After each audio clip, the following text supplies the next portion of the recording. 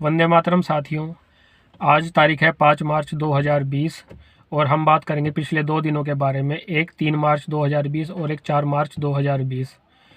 बात शुरू करने से पहले मैं आपको बता दूं कि मेरा जो फेसबुक पेज है वो मोहित तोमर के नाम से ही है, मेरी प्रोफाइल भी है, लेकिन अभी वो दोबारा से 1 महीने के लिए बंद हो गई हैं, सच बोलने की वजह से, लोगों को जागरूक करने की वजह से।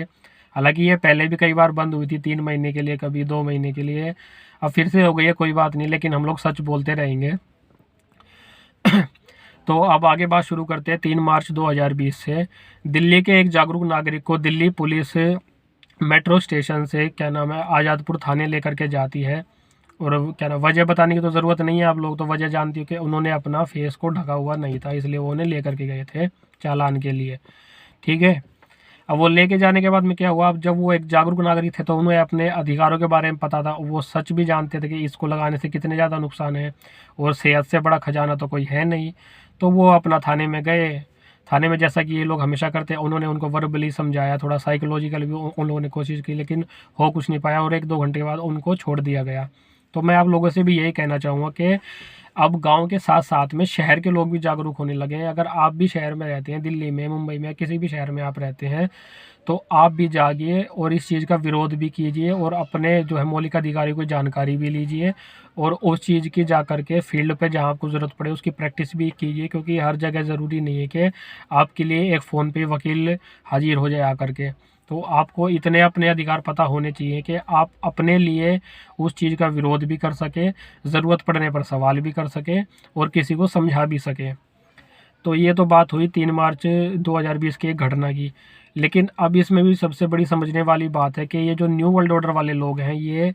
जो जो क्या दिल्ली मेट्रो के जो मेट्रो स्टेशन है या जिस जगह के भी मेट्रो स्टेशन है, उसको अभी ये अपने ट्रेनिंग सेंटर्स की तरह यूज़ करने लगे हैं, मुझे ऐसा लगता है। क्योंकि जहाँ पे भी थोड़ा सा विरोध होता है, रेस्ट्रिक्शन अपने आप ही ये लोग हटा ले रहे हैं, चाहे हरियाणा में, अब तो दिल्ली में से भी काफ़ी रेस्ट्रिक्शन विरोध के बाद हटा लिए लोगों ने। लेकिन जो क्या मेट्रो है वो अपने उस चालान पे कहिए या फ़ाइन पे कहिए, और सबसे बड़ी बात ये है कि वो फ़ाइन जो काट रहे हैं वो फेस ढकने का नहीं काट रहे हैं, 200 रुपये का, वो आपका फ़ाइन काट रहे हैं न्यू सेंस के ऊपर। मतलब आपने किसी दूसरे को परेशान किया या आपकी वजह से किसी दूसरे व्यक्ति को परेशानी हुई, जो कि हुई नहीं है, उसके बावजूद भी काटा जा रहा है। इसका मतलब क्या हुआ,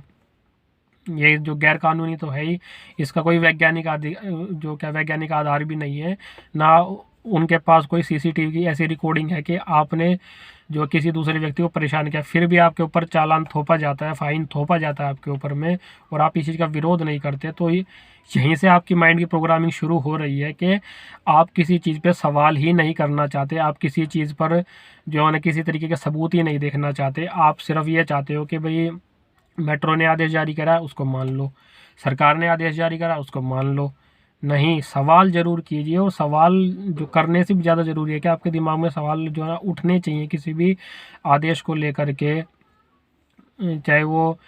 क्या कानूनी भी हो चाहे वो गैर कानूनी हो, तो उठने ही चाहिए। कानूनी में भी आपके क्या दिमाग में सवाल उठने चाहिए उस चीज़ को लेकर के, क्योंकि सवाल उठेंगे तो आप सवाल करेंगे, और सवाल करेंगे तो आपको किसी चीज़ का जवाब मिलेगा।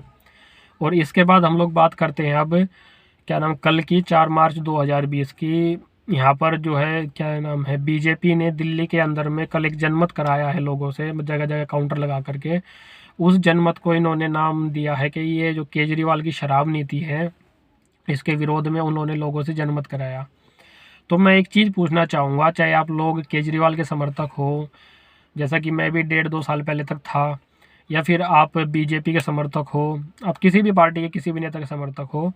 शराब का विरोध होना चाहिए या शराब नीति का विरोध होना चाहिए? केजरीवाल जो चीज़ कर रहा है वो उसने कदम कदम पर दिल्ली के अंदर ठेके खोल दिए हैं। मैंने अपनी आंखों से खुद देखा है कि बिल्कुल आपको 10-10 दुकान छोड़ करके अब दिल्ली में ठेके मिल जाते हैं।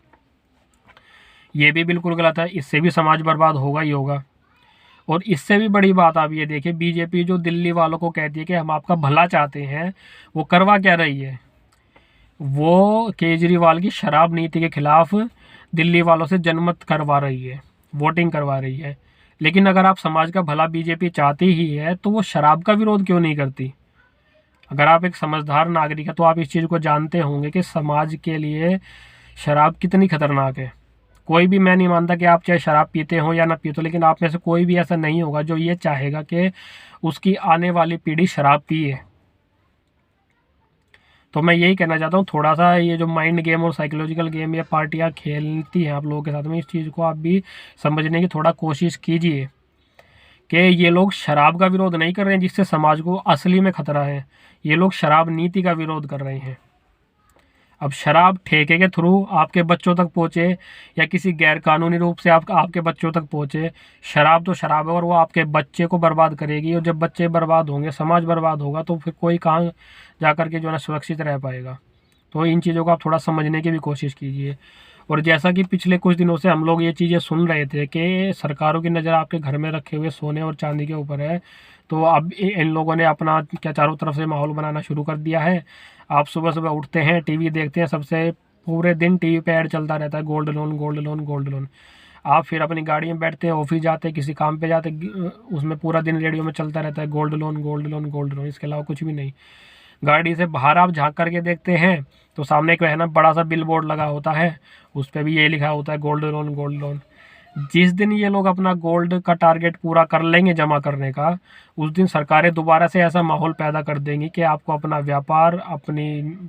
नौकरी छोड़ने पे मजबूर होना पड़ेगा।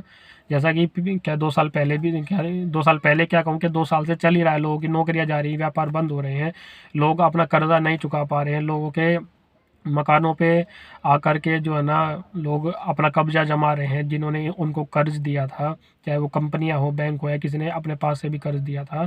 तो यही माहौल ये लोग दोबारा भी पैदा कर देंगे। जिस दिन इनका गोल्ड लोन आपको देने का टारगेट पूरा हो जाएगा और आपका गोल्ड जितना ये चाहते हैं अपने पास जमा करना वो कर लेंगे, उस दिन दोबारा से सरकार ऐसा माहौल पैदा कर देंगी कि आप कोई किस्त नहीं चुका पाएंगे। तो इस चीज़ को लेकर के बेहद सावधान रहिए आप लोग। और सबसे ये सब होने के बाद भी एक चीज़ मैं आपसे कहना चाहूँगा, जो दिल्ली मेट्रो में हो रहा है उस चीज़ का आप है ना विरोध भी कीजिए, और जितना हो सके आप दिल्ली मेट्रो का बहिष्कार भी कीजिए, क्योंकि आपके पास में यही 2 हथियार बचते हैं जब अपने हक की आवाज़ उठाने की बात आ जाती है, विरोध और बहिष्कार। ये आप कर लेंगे तो आपके लिए फ़ायदेमंद इसलिए रहेगा क्योंकि आने वाली जो पीढ़ी, जो आपके बच्चे घर में बड़े हो रहे हैं, वो आपको यही देख करके बड़े हो रहे हैं कि हमारे जो क्या नाम घर में लोग हैं, घर के लोगों के क्या दिमाग में कितने सवाल उठते हैं, वो कितने सवाल सरकारों से करते हैं, किस चीज़ का विरोध करते हैं, किस चीज़ का विरोध नहीं करते हैं। और भाई मैं तो ये ज़रूर चाहता हूँ कि मेरे बच्चा जो अब बड़ा हो रहा है वो कम से कम सवाल करना सीखे, वो यूं ही किसी आदेश को ना माने। क्योंकि मैं अगर अपने बारे में आपको बताऊं तो ये जो बूटी लगाने वाली बात है,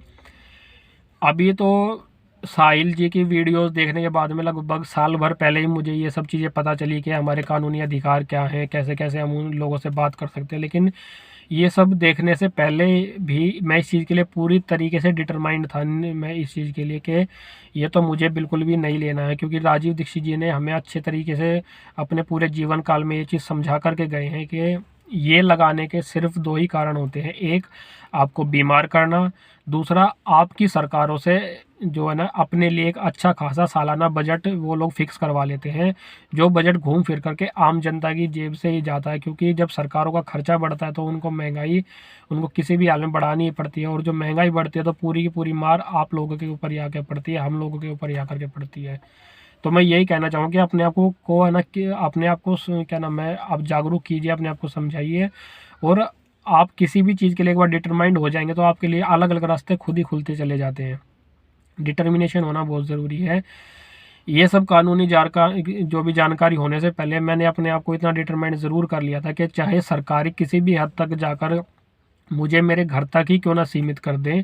लेकिन मैं किसी भी हाल में ये नहीं लूँगा। तो मैं यही एक चीज़ बताना चाहूँगा कि अपने आप को सुरक्षित रखिए, अपने बच्चों को, परिवार को सुरक्षित रखिए। कोई भी फैसला लेने से पहले आप उसकी पूरी जानकारी ले लीजिए, जितने आपके माइंड में सवाल हो पूरे क्लियर कर लीजिए,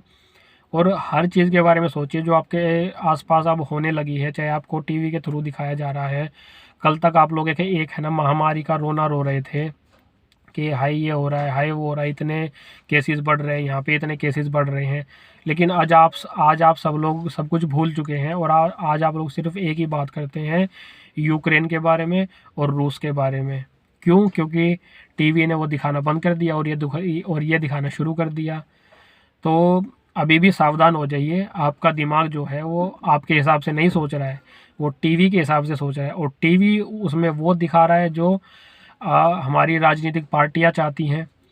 और राजनीतिक पार्टियों को क्या दिखाना है टीवी पर, इसका जो क्या डिसीजन लेते हैं वो तो ऊपर बैठी हुई 3 फैमिलीज है, क्या नाम है, रोथस्चाइल्ड है, रॉकफेलर है, बिल गेट्स है। तो मैं यही कहना चाहूँगा कि थोड़ा सा अपने दिमाग पर भी ध्यान दीजिए कि आप लोग क्या सोच रहे हैं, क्या सच में जो आप सोच रहे हैं वही आप सोचना चाहते थे या फिर वो सोचने पे आपको मजबूर किया जा रहा है। जय हिंद साथियों।